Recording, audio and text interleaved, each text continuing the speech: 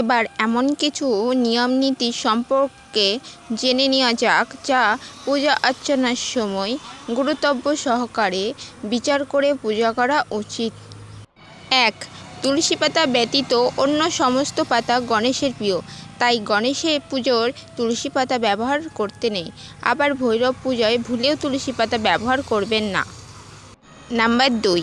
মাঘ মাসে কুন্দ ফুল দিয়ে শিবের পুজো করা যেতে পারে, কিন্তু অন্য কোনো মাসে শিব পুজোয় এই ফুল ব্যবহার নিষিদ্ধ। নাম্বার 3. স্নান না করে তুলসী পাতা ভাঙলে তা দেবতারা স্বীকার করে না। নাম্বার 4. রবিবারে দূর্বা ঘাস তুলতে নেই। নাম্বার 5. কেতকী ফুল দিয়ে শিবের পুজো করা উচিত নয়। আবার কেতকী পুষ্প দিয়ে কার্তিক মাসে বিষ্ণুর পুজো অবশ্যই করবেন। নাম্বার 6. দেবতাদের সামনে প্রজ্বলিত প্রদীপ নেভাতে নেই। নাম্বার 7. শিলাগ্রামের আহ্বান ও বিসর্জন হয় না। নাম্বার 8. মধ্যাহ্নের পর তুলসী পাতা গ্রহণ করা উচিত নয়। নাম্বার 9.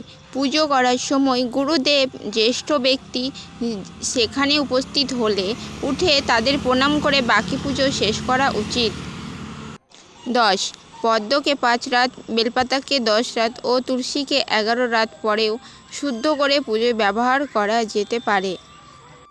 11. পঞ্চমিত্রের জন্য সমস্ত সামগ্রী না পেলে শুধুমাত্র দুধ দিয়ে স্নান করালে পঞ্চমিত্র অভিষেকের সমান ফল লাভ করা যায়। 12. শিলাগ্রামে অক্ষত গোটা চাল অর্পণ করা উচিত নয়, তবে লাল রং মেশানো চাল অর্পণ করা যায়। 13. হাতে ধারণ করে রাখা ফুল, তামার পাত্রে চন্দন ও চর্মের পাত্রে গঙ্গা জল অপবিত্র হয়ে যায়। 14. গলে যাওয়া ঘি ও পাতলা চন্দন দেবতাদের লাগানো উচিত নয়। 15. প্রদীপ দিয়ে প্রদীপ জ্বালালে ব্যক্তি দরিদ্র ও রোগী হয়। দক্ষিণ দিকে মুখ করে প্রদীপ রাখা উচিত। দেবীর বাম দিকে প্রদীপ রাখা উচিত। প্রদীপ দিয়ে ধূপকাঠি জ্বালালেও তা দারিদ্র্যের কারণ হয়ে দাঁড়ায়।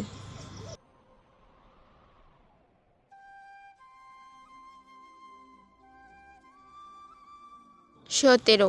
পৌষ মাসের শুক্ল দশমী তিথিতে, চৈত্রের শুক্ল পঞ্চমী ও শ্রাবণের পূর্ণিমা তিথিতে লক্ষ্মী লাভের জন্য লক্ষ্মী পুজো করুন। 18. দ্বাদশী সংক্রান্তি রবিবার পক্ষান্ত ও সন্ধ্যাবেলায় তুলসী পাতা ভাঙতে নেই। নাম্বার 19. প্রতিদিনের পুজো সাফল্য লাভের জন্য অবশ্যই দক্ষিণা দিন। নাম্বার 20. আসন, শয়ন, দান, ভোজন, বস্ত্র সংগ্রহ, বিবাদ ও বিবাহের সময় হাঁচি আসা শুভ নয়। নাম্বার 21. মণ্ডপের 9টি অংশ হয় এবং সমস্ত অংশই সমান আকারের হয়ে থাকে, কোনোটি বাঁকা হয় না। যে কুণ্ড শৃঙ্গারের দ্বারাই তৈরি করা হয় না তা যমমানের নাশ করে দেয়।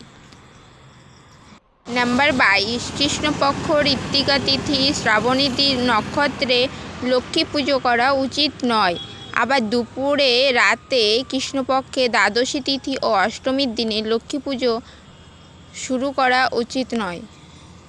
হরে কৃষ্ণ, রাধে রাধে, প্রভুজি, মাতাজি রাম। যদি আমার ভুল হয়ে থাকে অবশ্যই ক্ষমা করবেন। হরে কৃষ্ণ।